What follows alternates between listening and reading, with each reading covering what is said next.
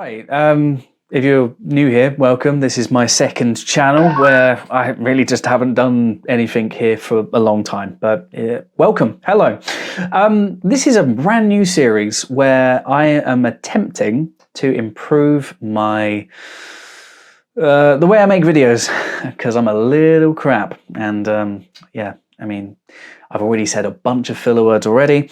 But yeah, this is a new challenge that I've set myself. Over the next 100 days, I'm going to record 100 videos where I answer a random question, which I have right in front of me. So I've got 100 questions. You can't see that.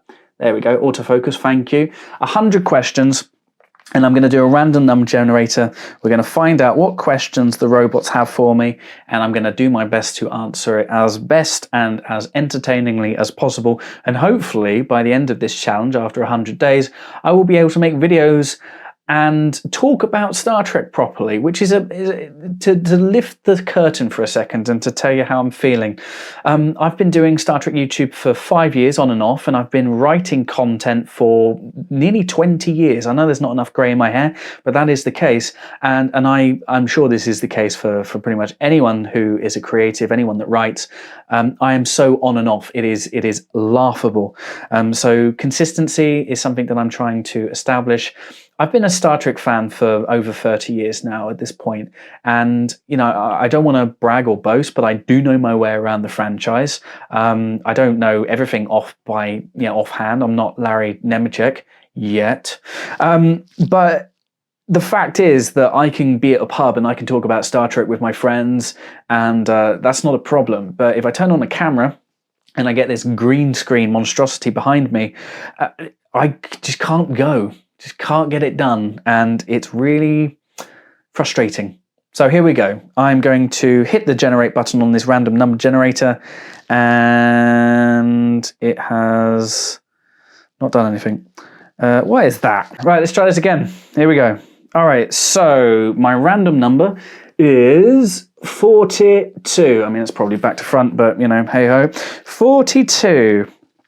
So the question is, how would you rank the Star Trek captains? Wow, okay, well this is probably going to be a video for the main channel in itself. How would I rank the Star Trek captains? Oh, that's hard, isn't it? Because we're in the territory of who's better, Kirk or Picard, and my usual answer, very flippantly, is Janeway, which usually winds up at least one person, but that's not the case. Janeway isn't my favourite captain. So how do we do this in a way that's entertaining? Well, I kind of love them all. You know, as a lifetime Star Trek fan, I'm biologically inclined to say I love them all. I think they all have really good traits, and I think some of them have traits that make them a little bit harder to love. So, and what kind of, I think we need to define what we include here. I think it should just be the main, I think it should be the captain from the show, from each show, and not any kind of like supporting captain. So you're not going to get like Jellicoe here. So it's just going to be the main captain. And I'm also going to count Captain Freeman from Lower Decks. And I'm not going to count anyone from Prodigy, because I think Janeway's an admiral. I could count Chakotay, but he's like a supporting character, isn't he? All right, okay, let's do this. So I guess when it comes to the worst, and by the way, there's not going to be a character that I would say is the worst. It's just going to be the least best, I think, is probably the best way of looking at it. So Captain Freeman would probably be at the bottom for me, simply just because we don't really know that much about her character, and that's the point of Lower Decks, right? It focuses on the Lower Decks crew, the ensigns, or now the lieutenant junior grades. I mean, the moments that we see her in, she's, you know, a pretty responsible captain in charge of a pretty small time ship, but she's she struggles with her daughter, as do we all, but yeah, she's pretty competent for the most part, and is likable, but we just don't really get enough of her. Next. So it would probably be Oh, this is really hard. This is really hard. I would say next would probably be, this might surprise you actually.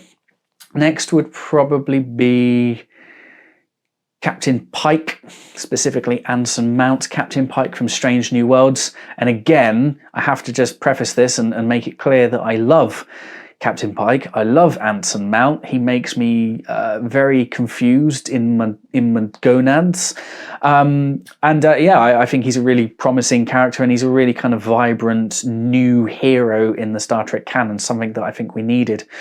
But yeah, again, it's like, I think everybody in this list is just really good from this point onwards. And I think, again, he's just like one of the lesser good ones, simply because I think his character,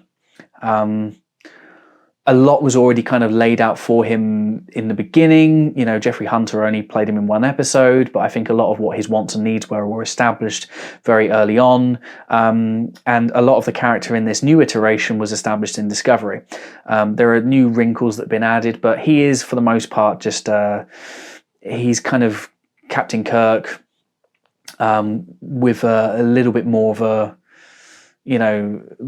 bit more of a kind of contemporary moralizing attitude and better hair. So that's why he's so low down.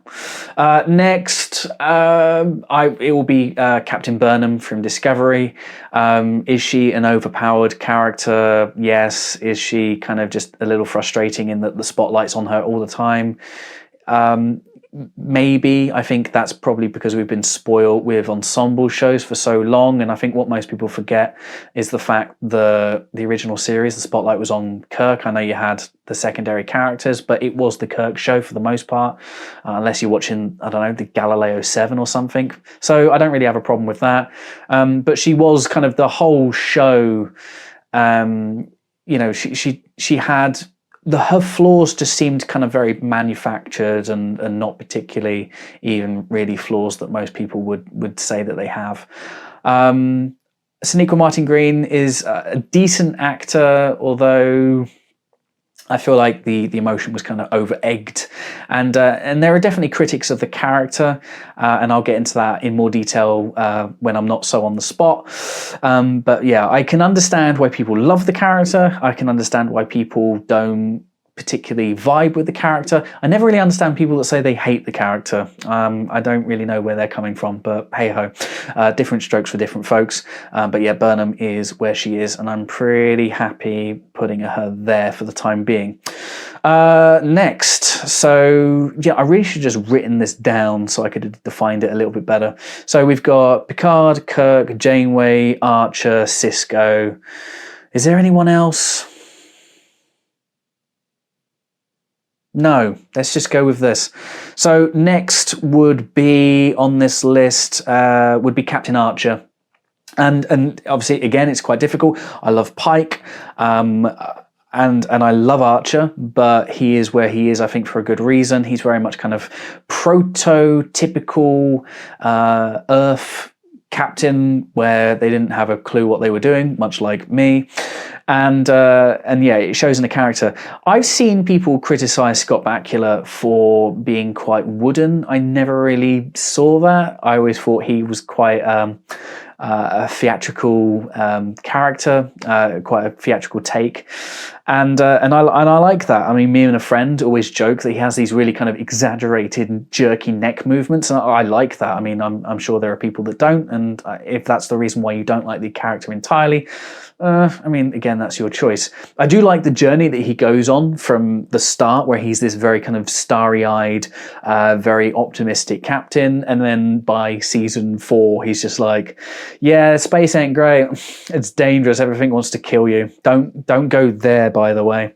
So I really like that, and I do feel like he kind of grew into the role, but I really liked him pretty much from day one. I think he's got the charm that you need, the all-action stuff. He can do the sciencey stuff. He can do the technobabble pretty well, and he's a bit rough around the edges in a way that I think a captain in a prequel show needed to be and should have been, and he was. So yeah, I liked it. Next, So I've got 4 left: Kirk, Picard, Janeway, Sisko. Next, I am going to Janeway. It's Janeway. My jokey pick for number 1 every time I'm trying to antagonize someone. I like Janeway. Again, it's a character that I understand why people absolutely love her. For me, what I really like is her maternal drive and how her crew are so dear to her. I know that they kind of grew that with TNG specifically, and Voyager was kind of a bit of a leap into that kind of almost like that kind of Fast and Furious crew is family kind of thing. And Janeway was very much a nurturing captain. She was able to be a leader, a very decisive, very driven person without sacrificing any of her femininity, and I think that was very important to the character. And yeah, when she's the kind of person, Kate Mulgrew, fantastic actress, walks onto the bridge, and as soon as she walks on the bridge and she makes an action and she gives an order, you literally want to follow her order and you're just watching it. So she has that really good authority. Why she doesn't work, I guess for some people, I don't know, she murdered Tuvix. I don't think she murdered Tuvix. I would have fucking murdered Tuvix. It's annoying. But I guess, I don't know. Again, it's a thing that I can kind of understand why people really like her. I can understand why people would be a little bit like, not sure. It's kind of like, I don't know if there's any new ground that she's treading, with the exception of her being a woman. I don't know. I don't really buy that personally, but I can kind of see why people would come up with that argument. And again, I really can't see why people would hate her unless those people, I don't know, have a problem with women. Right, next. So I got 3, top 3. Oh, God. Next. Why is this question a thing? Next, it would be for me... Oh, this is hard. This is top 3. This is like picking your favourite child. Can they all just be number 1? I mean, the boundaries between each two, the separation between each two are so thin. Number 3, I am going to put Captain Kirk, William Shatner's Captain Kirk, and Chris Pine's Captain Kirk. They're pretty much the same. Again, that's probably something that's going to get me into hot water, but what the fuck. Kirk, yeah, I mean the first, the original, the person who pretty much created the blueprint, created the mold. I don't think William Shatner gets nearly enough credit for what he did with his portrayal. Everyone always just kind of talks about all of the exaggerated stuff and the "we must go over there, Spock." It's like, yeah, I mean, he kind of had that cadence, but it wasn't as exaggerated as that. And everyone kind of now just knows him as being the fly boy who broke every rule in the book, but really that wasn't really the case until The Search for Spock. In the original series, he was very much kind of rule abiding, very much kind of a strong, solid moral compass. He liked women, he liked the chicks. Who doesn't? Unless you're gay, but that's for another channel. But yeah, I think he's a good captain, iconic captain. I love William Shatner's performance. I don't think it's overdone, and if it is overdone for any particular reason, I always think it's really, really good. He is very much the epitome of someone that you would run and charge into battle with at the probable loss of your life, at the cost of your life, but he's a great leader who inspires great confidence, and you would follow him. But he's also smart, he's a great diplomat, and it's easy to see why he would be so popular with just about everyone, particularly sexy alien ladies. So number 2. I think this gets a little bit easier now that I've got Kirk out of the way. Number 2 would be Sisko. Starts off Deep Space Nine as a commander. I get that from an in-universe perspective, because usually the commander of a station, the ranking official on a space station, is a commander. As we've seen on the show before, it's either a commander or a commodore. It tends to kind of alternate, but rightfully gets promoted at the end of season 3? Yeah, end of season 3, or at the start of season 4, I can't remember. No, I think he's a captain by Way of the Warrior. I think he gets promoted in the finale of season 3. Anyway, From a character perspective, I think his gets off to probably the strongest start of any captain or any kind of would become a captain in the show. His kind of wants and needs are established almost immediately. The tragic loss of his wife during the Battle of 359. Avery Brooks, as an actor, he's been likened to his acting style has been likened to jazz. I was at a convention a few months ago, and Cirroc Lofton described him as being like a jazz actor, and you can totally see it. He's very kind of off. I don't know if off key is the right word to use, but he's kind of just a non-traditional actor. He's got a very unusual cadence, much like William Shatner, but it doesn't annoy me. Again, I've read that it kind of annoys some people, but fuck those people. I really like it. I think that he is able to traverse the bounds of being gentle, softly spoken. So you've got that good kind of diplomat, and that makes him really kind of a good person to step into this real war-torn region of space that's been in crisis for many years in Bajor. And you can see why some of the Bajorans, beyond just the the kind of the emissary label that he gets, you could see why so many people would like him and see him as being such a kind of radical departure from the last regime, who obviously were completely different to Sisko. But as the show grows and progresses, I mean, and you kind of saw it in the first kind of shots of Emissary, that he does have a fire and he has an edge to him, and the contrast between the two is fantastic. And he's very much, he can be this softly spoken, really charismatic, really wonderful, emotionally mature man. But he can also be like the hardest motherfucker in the quadrant, when he starts nuking marquee planets, starting to do some things that are a little bit kind of morally questionable. It's a difficult time, but he's when as the show kind of devolves into the war with the Dominion, yeah, he's the guy. He's the guy that, it's not even kind of a question. And obviously, I think it helped with the fact that he shaved his head and, he was able to grow his goatee out again and was able to kind of return to looking like Hawk, being one of the, being a bad mofo, just looking the part as well. But I do feel like just with the acting and the energy that Avery Brooks imbues Sisko with, I could buy that even if he was rocking the look that we got in season 1 and 2 and for some of 3. I mean, it would have been a harder sell, but I would have still bought it simply because the acting is so strong.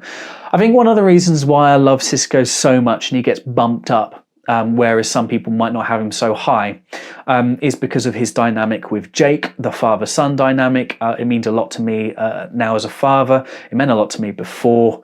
I think it's such a wonderful portrayal, particularly, and again, obviously I can't speak from lived experiences here, but given, the stereotypical, black dads are never there, well, this isn't the case. This is the complete opposite case. There's no kind of deadbeat dad stuff going on here. There's no Worf and Alexander stuff going on here. The two have a really wonderful, tender relationship. Sisko is so invested in his son and what he does and wants the best for him. And sometimes that causes some friction. And I think that's all perfectly natural. The relationship, the chemistry between Avery Brooks and Cirroc Lofton is so natural that you would be, mistaken for thinking that they were actually father and son. I think it's so good. So a great captain puts him high on this ranking, but as one of Star Trek's great humans, great fathers, I think he really just tops the list. So I love Sisko very, very much. Number 1, obviously, no surprises here, is Jean-Luc Picard, really because I feel like he kind of was an evolution on Kirk, in taking the diplomat, the warrior, the poet, merging them all into one, giving it a bit more of a thespian, although I mentioned that William Shatner was himself a Shakespearean trained actor. That's something that not a lot of people like to or know or would like to remember, particularly when they're going but Jean-Luc Picard, obviously Patrick Stewart coming in brings that Shakespearean quality to him. But I think that when you look at great leaders in Star Trek, in our world, I really don't think you get much better than Jean-Luc Picard. He's a guy who relies on his support group, his senior crew, and he's someone who can kind of put his ego aside and say, what do you guys think? What is your input? It's a scientific issue, so I need to speak to the people who are most qualified. And they say in business, you hire people that know more than you and are better than you in their respective field. And Jean-Luc Picard is that. He isn't someone that you would imagine would put together a crew roster based on, I can command that guy, or I can tell that, that officer what to do, and, I can manage these people, Jellicoe style. Patrick Stewart, Jean-Luc Picard is very much I'm going to gather the best minds around and I'm going to assemble a crew based on who I think is the best fit, who can add the most value to me and to ensure the best, the most optimal result for any mission that we get involved with. A fantastic diplomat, loved archaeology, so he's kind of got that cute granddad vibe about him. I like the fact that it did challenge stereotypes. Patrick Stewart obviously not having any hair since he was about 6. He's not what you would consider to be the traditional leading type, particularly when the show came out in the mid to late 80s. It was very much like big, tall, handsome, tanned men with permed hair and Tom Selleck moustaches. They were very in. And you've got this kind of pasty bookworm Englishman pretending to be French. So it was a bold choice, but that's kind of one of the reasons why I like TNG so much, and that's one of the reasons why I love Picard so much. But a very good leader, but someone that I think more than any of the captains is someone who, when he says something and when he comes up with something profound, that's something that stays with you. And it's something that you can take into your life and you can apply it to how you go about your day-to-day life. All of the captains in Star Trek have helped me become a better person, and I think that's one of the reasons why Star Trek endures for as long as it has. But of all of the captains, the one captain who has had the most impact on my life for the good is Jean-Luc Picard, and that is the reason why I have him at number 1. So there we go. Very long-winded answer to a question. Probably should have prepped it better, but that's why I'm making these videos, because hopefully by the end of the 100-day challenge, I will be better. We will see. I will see you in the next one tomorrow. Don't know what the questions are going to be, so we will find out together. Until then, see you later.